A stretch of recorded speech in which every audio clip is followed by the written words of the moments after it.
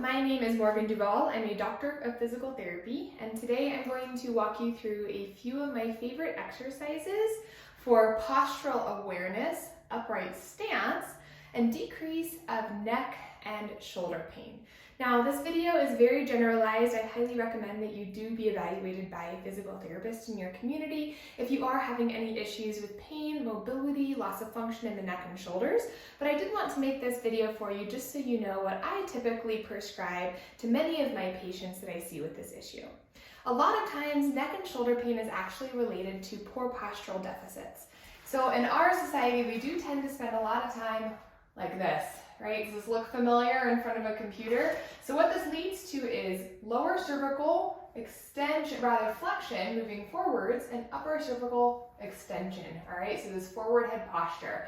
And what we need to do to correct pain, irritation, symptoms that go along with this posture is, well, if you guessed it, come out of it and stay out of it, which requires significant training to the musculature that controls the head, neck, and shoulders. Okay, so we're going to start very basic. The reason I have the camera set up this way is so that I can show you my form.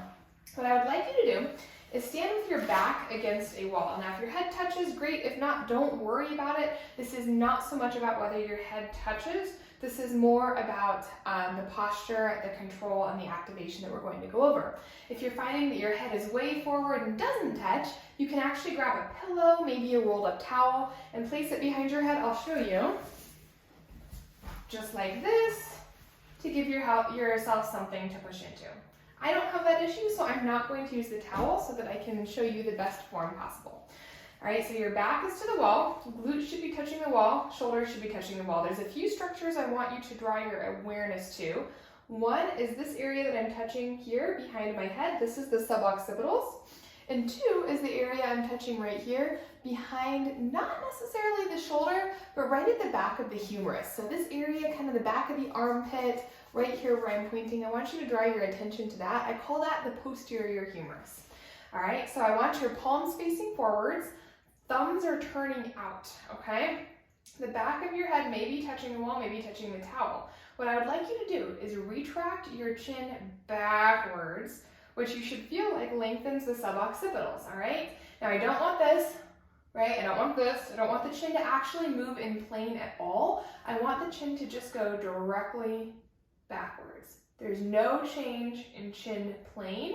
It's just gliding backwards on the plane it's already in, okay?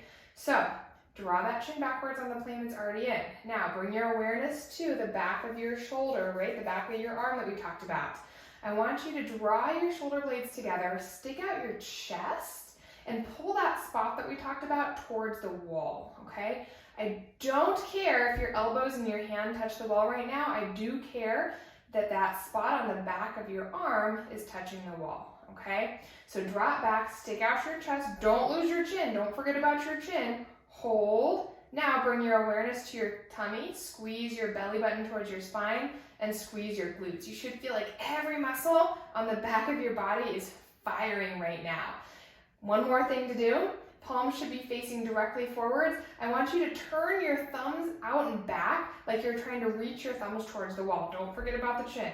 Squeeze, squeeze, squeeze, hold and breathe, and then rest. Okay, so that is the posture that is the base for everything else that we are going to do in this video. So make sure you have that down. Stand up next to your wall. Really get it. Make sure you're not arching your back, sticking your chest out too much, right? You want your belly in, your glutes engaged, shoulders back, and chin backwards, not upwards, not downwards. Okay? Okay, let's make it a little bit harder. I'm going to grab a Theraband, and I'm actually going to move the camera so that you can see what I'm doing next, which is going to include throwing the Theraband over the top of the door. So I have a pretty long Theraband here. There's a knot tied square in the middle. You'll take the knot and put it into a door. You can throw it over the top of the door if you have a pretty tall door, or you can just kind of put it in the edge of the door like I'm gonna do because I'm a little on the shorter side. And then make sure that door is closed nice and secure so it's not going to pop out. Okay? You then have two ends of the band. You're going to wrap the band around your hands. See how the band is going around the hand and coming out in between the thumb and the pointer finger. So you're not holding it like this, right? It's wrapping around the back of the hand and then squeezing between the thumb and the pointer finger. You're gonna do that on both sides so your palms can face forwards. If this is too hard, you can always take your band and tie a little knot in the end to make a loop, okay? I'm not gonna do that. I'm just going to wrap my band, squeeze, hold, all right? What I want you to do is stand up nice and tall, facing your doorway. Step 1 foot forwards, 1 foot backwards. Doesn't matter which one. This is just like you're walking. I want it to be functional. Nobody walks like this, right? So 1 foot forward, 1 foot backward. Now, think about all the cues that we just went over at the wall. First thing, slowly draw the chin backwards. Not down, not up. It's directly backwards, okay? Now, squeeze your shoulder blades, stick out your chest. Think about your index finger. I want you to point it directly down towards the ground. Rotate your thumbs outwards and draw that spot on the back of your arm directly back. Here's what I don't want. This is what I do not want. Okay? I do not want this. See how my shoulder's coming forwards? No. I want the shoulder to come back without the elbow moving behind your body. Okay? So again, chin back. Squeeze the shoulders, that spot on the back of your arm, bring it back. Point your index finger down to the ground. Rotate your thumbs outwards, palms are shining forwards. Now, don't forget your core. Squeeze your belly, squeeze your glutes. Everything should be firing. Little pulses here, very small motion. 10, 9, 8, 7, 6, 5, 4, 3, 2, 1. Rest. If that was done correctly, it should be completely pain-free and extremely challenging. All right, so that is how you're going to up-level the exercise that we just did at the wall using a band. There's another way that you can up-level that exercise using a big Swiss ball. Okay, so if you have one of these balls at home, what you'll do is place it on the ground and then slowly sit down in front of it. All right, so your glutes are on the ground and you're just kind of resting on the ball. This is like actually a really comfortable position, so this one seems nice at first. As long as it's okay in your shoulders, I want you to interlace your hands behind your head. Now from here, slowly begin to lift your glutes and roll back on the ball, just a little bit, okay? I don't want you arching back, you're not laying on the ball, we're not stretching in a spinal extension, okay? You're just using the ball as a surface. Now notice that your head, right now you're going to be working against gravity, which is pulling you backwards. So I want you to keep your head nice and supported, elbows outwards. Think again about drawing your chin directly backwards, not up, not down, but directly backwards into your hands. So you're maintaining a nice long flat neck, okay? From here, you will squeeze your shoulder blades together, stick your chest out, simultaneously engage your core and squeeze your glutes so you're not dumping into your low back, right? That was bad, don't do that.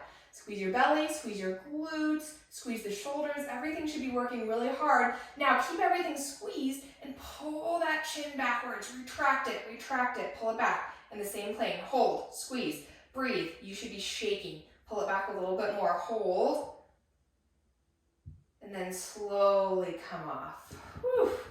So I think that's actually a little bit harder even than the band. So this is even more of an up level than the first two exercises that we went through. Now these are fantastic exercises to get out of this posture, regain your upright stance, reduce lower cervical flexion and upper cervical extension, and regain lower cervical extension and upper cervical flexion. Okay, so we want to reduce the forward head posture and maintain this upright stance. These three exercises are going to be your first step to working towards that, okay? So I highly recommend that you do as many of these as you can with perfect form and no pain. Could be 2 sets of 10, right? That's always a good starting point. Might be 100. You decide. If there's any exacerbation of pain, that is definitely a reason to stop. These exercises should certainly not be painful. They should be helpful. They should actually take your pain away. And if they're not, there's probably something amiss with the form, and that would be something that you can go over with your physical therapist. All right? Thank you so much for watching. Have an excellent day.